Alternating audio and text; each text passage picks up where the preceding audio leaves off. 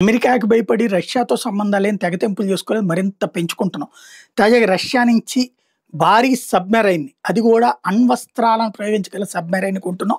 ఇటీవల అణు ఇంధనంతో పనిచేసే బురేవిస్ట్‌ని క్షిపణిని ప్రయోగించి ప్రపంచ దేశాలకు సంభ్రమాశ్చర్యాలకు గురిచేసిన రష్యా ఆదివారం మరో ఆధునిక అస్త్రంతో ముందుకొచ్చింది.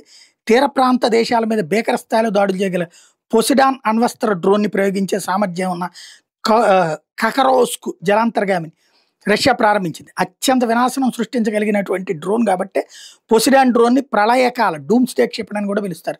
రష్యా రక్షణ మంత్రి ఆండ్రీ బలోవ్స్క్, navy chief admiral Alexander Moiseyev సమక్షంలో కొత్త జలాంతర్గామిని సముద్రంలోకి ప్రవేశపెట్టారు. సెవెరోడొనెట్స్క్ నగరంలోని సేమ్మా షిప్ యార్డ్‌లో ఈ కార్యక్రమం జరిగింది. భారీగా ఉండేటటువంటి ఖబరోవ్స్క్ జలాంతర్గామి జలాంతర ఆయుధాలు, రోబోటిక్ వ్యవస్థలు మేలు కలగగా చెప్పొచ్చు. శత్రు దేశాల నిఘా నుంచి సునాయాసంగా తప్పించుకోగలదు. ఎంతో వేగంగా ప్రయాణించగలదు. జాడ తెలియకుండా మరింత లోతులకు వెళ్ళి దాక్కోగలదు. శత్రువులపై వ్యూహాత్మకంగా దాడి చేస్తుంది. దీన్ని ఇండియా కొనబోతోంది అన్నటువంటి ప్రచారం అంతర్జాతీయ సర్కిల్స్‌లో నడుస్తోంది.